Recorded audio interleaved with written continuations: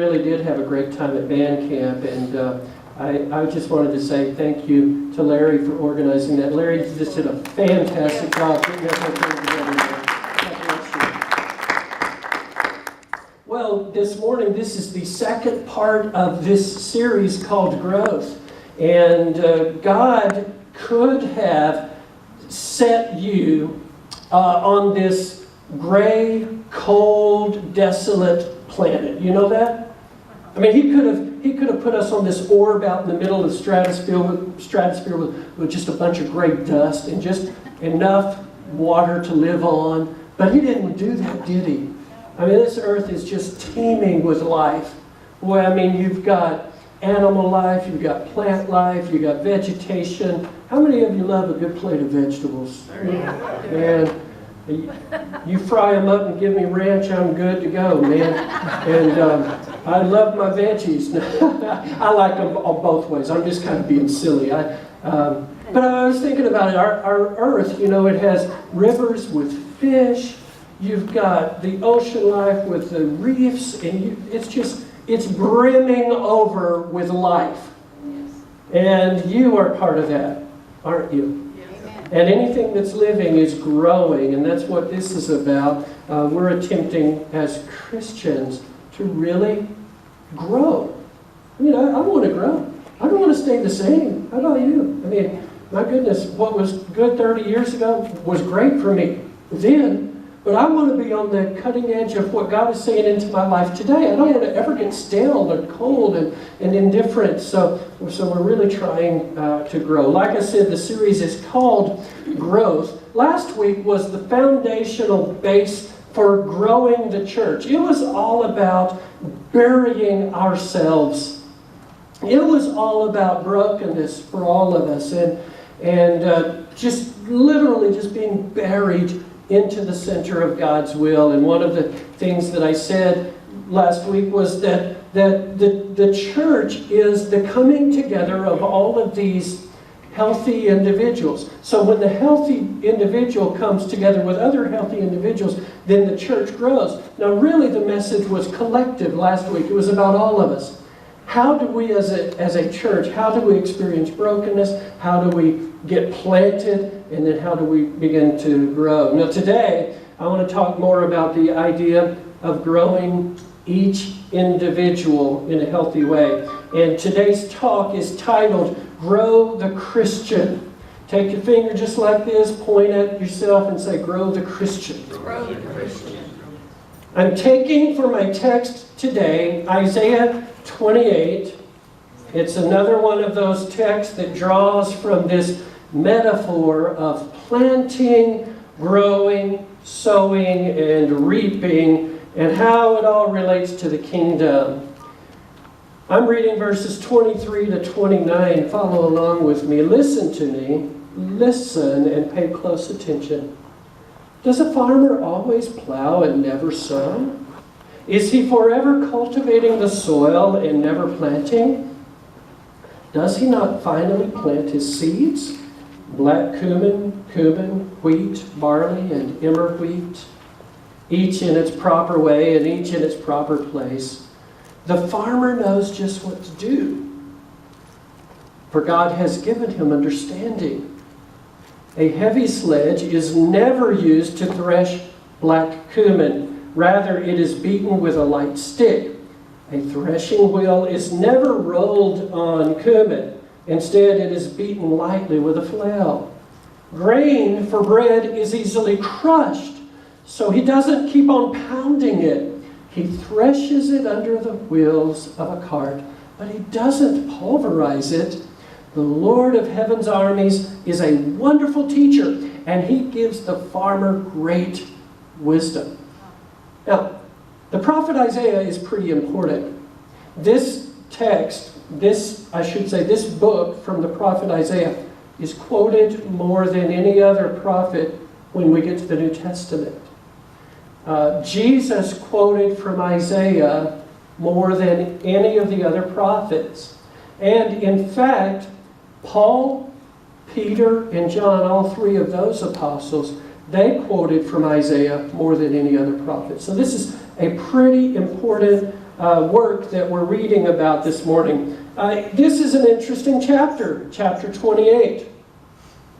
It's in the middle of this indictment, really, against the nation of Israel. It's an indictment. It is a slam against the nation of Israel by one of their own, Isaiah. Isaiah literally tells them that your leaders are a bunch of drunks. How would you like that if somebody said, your leaders are a bunch of drunks? What about on the job? How would that feel? In this very chapter, chapter 28, he starts to speak of a cornerstone that will be laid for a foundation. In fact, it's a very important concept. This cornerstone is going to be the building block for the entire building. It all rests on it. It's Isaiah 28:16. It's interesting that the Apostle Paul uses that verse later on to describe this whole idea of the heart. Because, see, in Isaiah 28, it's speaking of this heart that doesn't really believe. You utter things and you speak things, but you're not practicing what you really believe. And it goes on to Paul teaching in Romans. He says, it takes that whole idea of the heart and he says, if you truly believe in your heart, if you really do, and if you confess with your mouth, if you really confess, if these things get lined up, then you have assurance of your salvation. Paul uses one of the most important concepts in the New Testament from this chapter, verse 16, just a little bit earlier than what we read. Or let me say it another way. There was a saint from the 1300s, Saint Gregory of Sinai. He lived in a time, just imagine the poverty, how it was very common for workers to spend all day working in the fields, come home at night and have a bowl of turnip soup. And then they would go to the cathedral on Sunday to experience transcendence. And they would go into this magnificent cathedral with the high arches and all of the beautiful architecture. And the hope was that while the king was having all the pleasure and all the money and the low people were coming into the temple, they would experience grandness. And they would experience something. Well, one of the saints from those days, Saint Gregory, he said, listen to what he wrote. He who seeks to understand commandments without fulfilling commandments is like a man who takes a shadow for truth. In other words, I can just say, thou shalt not tell a lie, but what I really need to do is stop lying. I mean, I can't just say, thou shalt not commit adultery. I must stop lusting.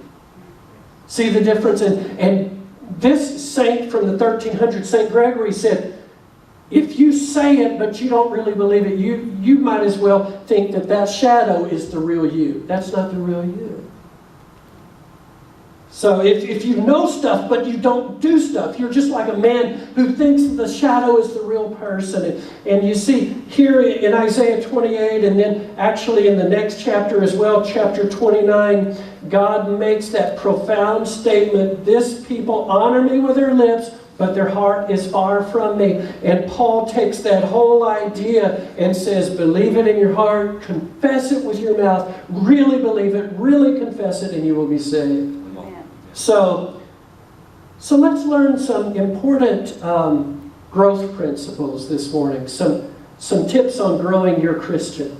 First one, listening is a lost art. It really is. Listening is a lost art in our culture. Does anyone agree with me on that? Yeah. The noise of the world never stops. People talk over one another. They interrupt each other.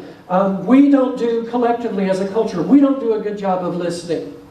In fact, if you want someone to be blown away, practice active listening with them. When they're talking, actually look at them and just listen. Give them undivided attention. Don't interrupt them, just listen. And then when they finish talking, only speak just to repeat what they've said and sort of say, I think I've heard you. What I hear you saying is, and you repeat it back to them, they will be blown away. They're going to think they have received the best gift ever, because most people are not truly heard in current culture. But this verse begins this way. It's verse number 23. Listen to me, listen, and pay close attention. You know, people just talk. It's not cool culturally to be a listener. I mean, it's not. How many sportscasters predict the outcome of games successfully? You got any idea? Well, let me just tell you. Did you know that less than half of the expert analysts for all of the most popular fantasy sports apps, less than half of the experts are picking at least 50% of them correct? The experts don't know. And have you ever seen Stephen A. Smith on ESPN? And Stephen A. Smith is comical. That guy is fun to watch. Man, he's loud, he's ruckus, he's obnoxious, and he says things like this, and he will make a point, and he will interrupt you and say you're wrong. The only thing is that Stephen A. Smith has missed it the last 6 NBA finals in a row. But he will tell you that he knows what he's talking about. And in today's culture, if you want people to follow you, man, just talk loud and proud. They don't care. You don't have to be right. Just talk. If you're charismatic and you start barking, man, people are just looking for someone to tell them what to do. They love it. There's like, oh, that guy's amazing. But listening is a lost art in today's world. Well, what about politics? Do politicians listen to concerns? Or, I mean, be honest, do they follow exit poll strategies and have speech writers that craft speeches based upon the exit poll strategy? Here's something important. Keep your ear to the ground. Keep your ear to the ground. I love this saying. I'm looking back here at Filbert, my Native American brother. I don't know if you even know this, maybe you do. This statement comes from Native American culture. This is how we say this all the time. Keep your ear to the ground is a way, it's kind of a way of saying, hey, be alert, be listening, be conscious of what's happening around you. The way that phrase began was that Native Americans would literally put their ear on the ground, and they developed the fine art of listening. And if their herd was close enough within range, they could begin to recognize reverberations in the topsoil. Keeping your ear to the ground. If they were really good at it, they could recognize if an enemy were coming over the hill by keeping an ear to the ground. And for us, man, here, if you want to grow your Christian, keep your ear to the ground. Be a listener. Develop this very, very important way of listening. So this last week, I visited with 2 of our shut-ins. I love Anthony and Flo Poirier just about more than any people on this earth. They're fabulous people.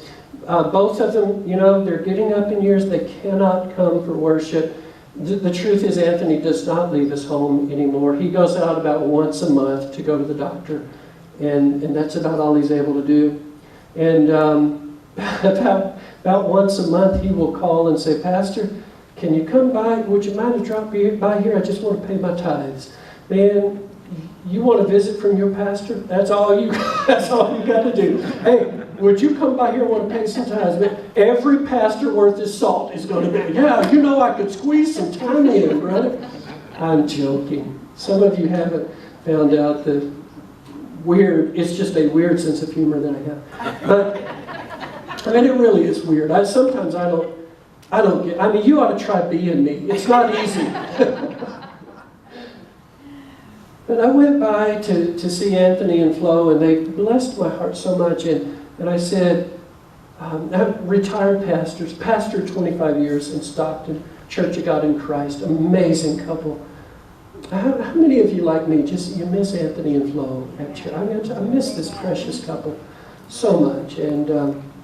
But Anthony was talking about faith, and he made this amazing statement. He had some powerful words to say about hearing. Listen to his quote. I wrote it down word for word. He says, faith comes by hearing, and hearing by the word. That's what Romans says, Pastor. Faith, here it is. Faith is moving in a forward direction with an expectation of vision to come. Let me read it again. Faith is moving in a forward direction with an expectation of vision to come. I hear Christians all the time express, I wish I had more faith. Quite common. I wish I had more faith. I've said that very thing. I wish I had more faith. And it's easy to hear the phrase from the Bible. And by the way, Anthony was quoting a verse from Romans. You recognize it. Faith comes by hearing, and hearing by the word. And it's easy to hear that and just sort of go, well, okay, faith comes by hearing, and hearing comes by the word, and so faith, if I need faith, I just need to hear the word. That means if the preacher's up there preaching the word, I'm going to listen, I'm going to pay attention. If I'm reading the word, I'm going to pay attention to what I'm reading, and the more I get into the word, then the more faith increases. Well, that is true. That's a true concept. But sometimes I think we can go, hearing the word causes me to have more faith. Yep, got it. Okay, move on. What does that really mean in a practical way? What does it mean to hear the word? What is that anyway? And hearing by the word. What does that really mean? For instance, does it mean by listening? Listening to the word. Just listen carefully to the word when it's preached. Listen carefully. Pay careful attention when you read the word. I'll tell you what I think it means, and I believe that this is an informed opinion. I believe that it's playing upon the concept of a legal term. A hearing is every time that court is in session, it's called a hearing. And what is a hearing? A hearing is when individuals stand before a judge, and that judge is paying very careful attention to everything they say. Because that judge has to make a decision one way or the other. Is this information correct? Is it wrong? Is this truth or is it a lie? And the judge is listening to witnesses and to testimony, and they are paying very close. It's not just casual listening, it's intentional listening. And I believe that's what's going on here. That when we carefully give a hearing, when we weigh what we've heard, when we wrestle with it in our spirit, when we do that with the Bible, man, faith, it can't help. It increases. So listening is a lost art, and I'm challenging you, if you want to grow your Christian, be a listener of the Word, and be a listener to the situations of your life. Faith comes by hearing. It means faith is increased proportionate to the way that we listen very carefully to what God reveals to us. So in the first place, recapture the lost art of listening. In the second place, it is the follow and fallow principle. The follow and the fallow principle. When I say follow, I mean following closely to the Lord, developing that listening ear, just like we were talking about. And when I say fallow, I mean following closely to the Lord in a way that is from the concept of allowing the ground to rest. To allowing the ground to lie fallow with no crop planted in it at all. Farmers know that if you continually plant in the same soil over and over again, you deplete the nutrients out of the soil, and the soil suffers long term. That's why the Jewish farmers were commanded from Old Testament law to allow the land to rest every 7th year. That's called fallow ground. By the way, they didn't do such a good job of following that. Historically, the Jewish people understood the concept of Sabbath. They got that weekly Sabbath down pretty good. In fact, probably a little more than what they should have, because it became a legalistic thing instead of a time for rest and worship. But the truth is, they were supposed to allow the ground to rest every 7th year. And they were not so good at that. And every 7 sevens of years, 49 years, would come the Jubilee. And the reason that the prophets became upset was because you are not honoring Sabbath the way that you were supposed to honor it. And so, the spiritual implication for you and me is this: follow the Lord very closely. Follow the Lord with all your heart. And fallow. Give yourself rest. Give the soil of your soul rest.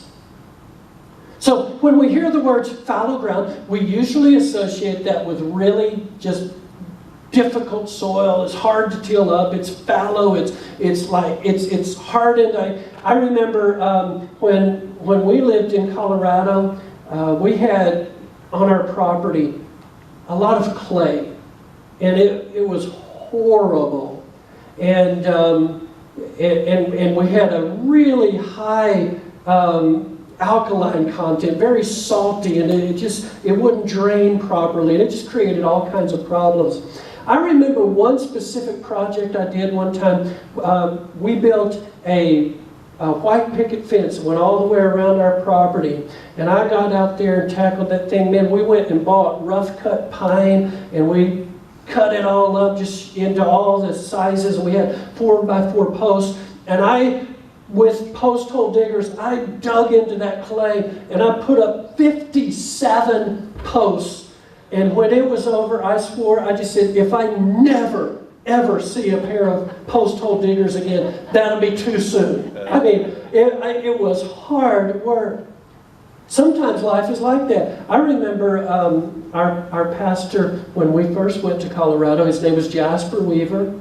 Jap and Velma retired shortly after we went there, and then they invited us to be the senior pastors. In fact, Jasper invited me and said, maybe someday you'll become the lead pastor. And I said, okay. And then after we were only there 6 months, having moved 1,000 miles away, he said, well, okay, I'm ready to retire. Whoa, wait, what?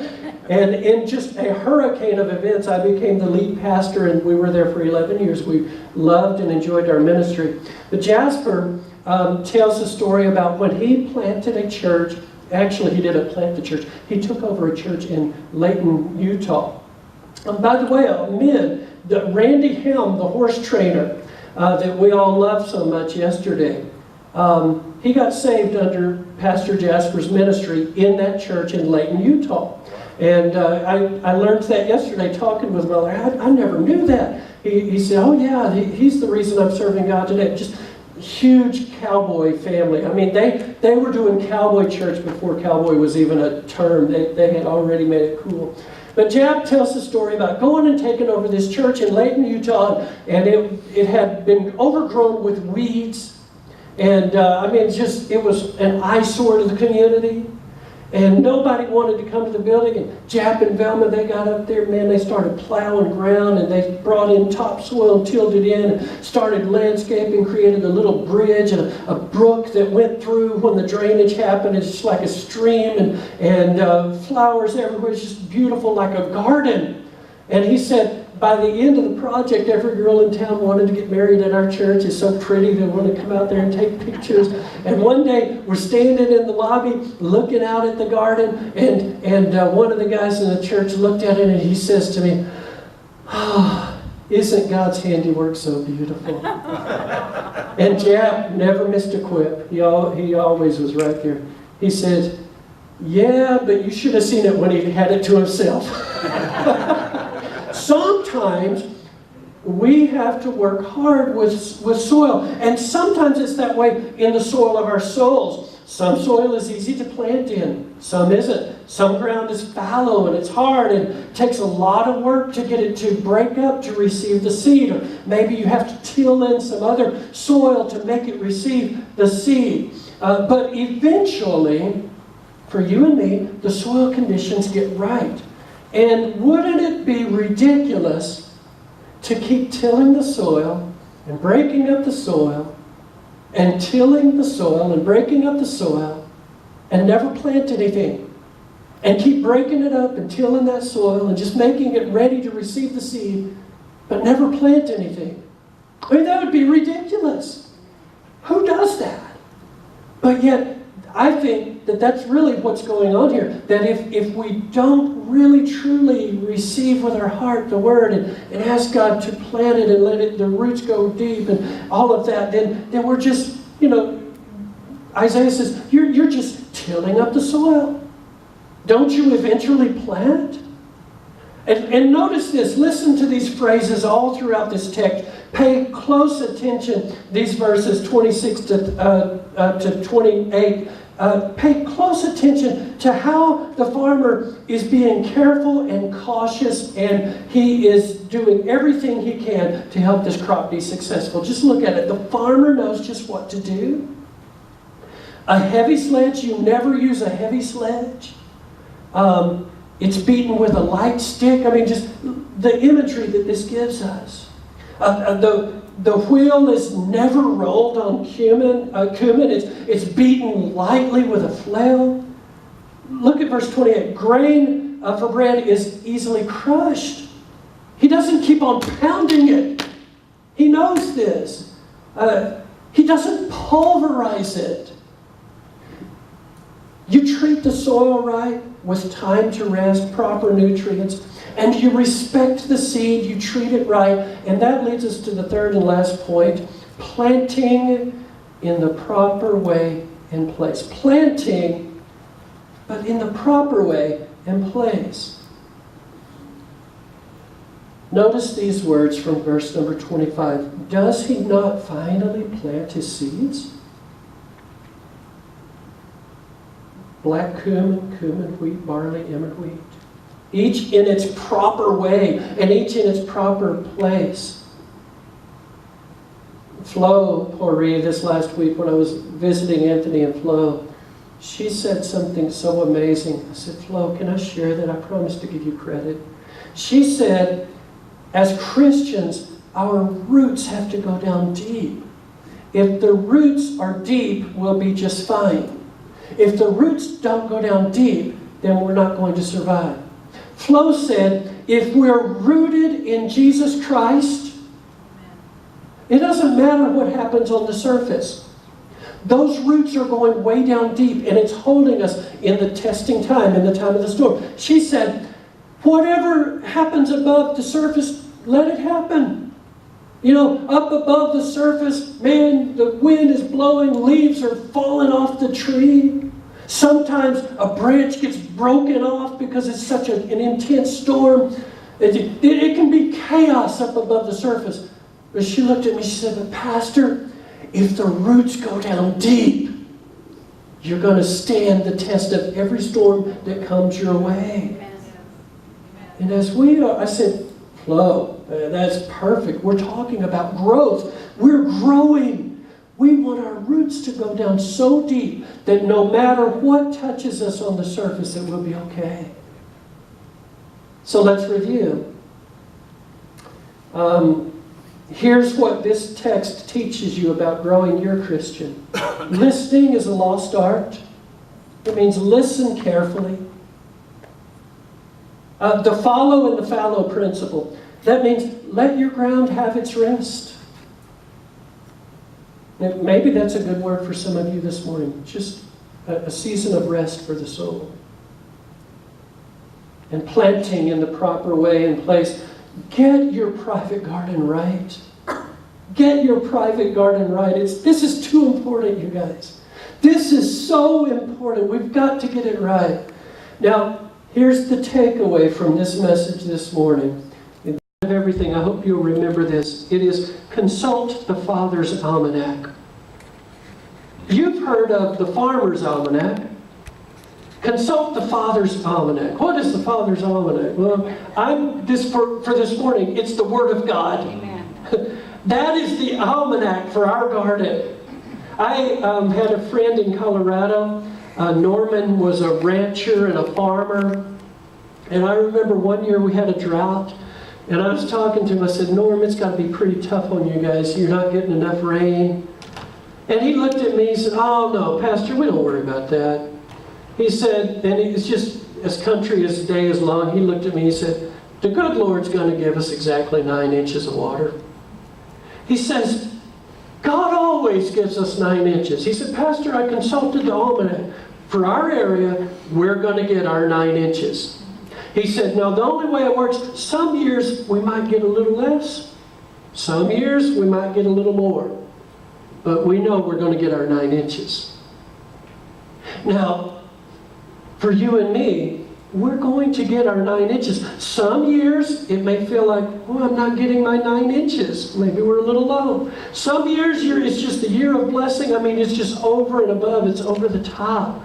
But if you regularly consult the Father's Almanac, if you regularly listen to the Word carefully, if you let the roots go down deep, you follow Him, and you allow that fallow rest, and you plant in proper ways and in proper places, then you're going to succeed.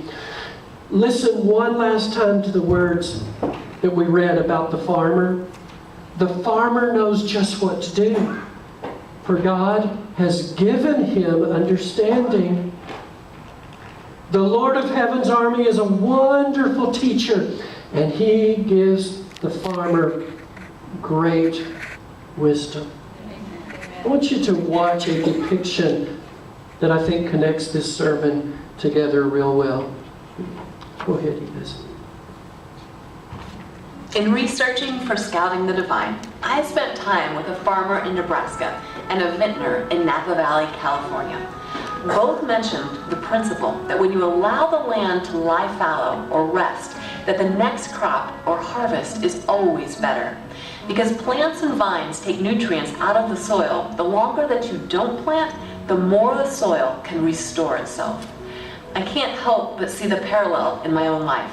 I need rest. Without rest, I become less productive. I may think that if I work 7 days a week, I'll get more done. But I've seen all too often that I actually get less done, a whole lot less. When I don't allow the land of my life to lie fallow and rest, my attitude turns sour and my perspective gets distorted. I think that it's interesting that in Exodus 23 and Leviticus 25, both command a rest of the land every 7 years. For 6 years, the people prune their vineyards and harvest their crops. But on that 7th year, the land is given a rest. This practice was a reminder that ultimately the land didn't belong to them. It belonged to God. Allowing the land to lie fallow invited the people to trust in God's provision, rather than try to take care of everything themselves. I don't think that we can underestimate the power of rest for our own spiritual growth. When was the last time that you had a really good night's sleep? The kind where you woke up totally refreshed? When was the last time you scheduled a morning or two where you could just sleep in just as late as you wanted? When was the last time you set aside a day, a whole day, from morning until evening, just to rest? For most people, rest doesn't just happen. I know it doesn't for me. I'm guilty of burning the candle at both ends and the middle. But slowly I'm discovering just how important it is to be intentional and proactive about rest. I'm learning the power of a little word, no. And I'm learning how to close my eyes and take a nap without even a hint of guilt. What steps can you take to make rest part of the rhythm of your life?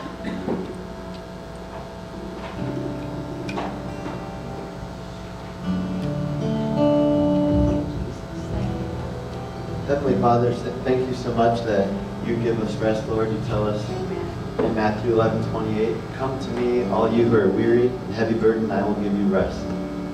God, I thank you that there are different seasons. And Lord, I pray for those of us who are maybe too busy, God, that you would show us there's a difference between fruitfulness and busyness, God.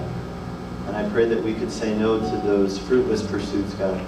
Maybe some of us are in a season of heavy servanthood, God, and we are serving, and we're just growing weary, God, but we know we haven't finished the end yet. I pray, Lord, that you would just give rest to our soul, to our spirit, that you would renew us and refresh us. We thank you in Jesus' name. If you, this morning, I would like to invite you to come up for prayer for two reasons. One would be rest,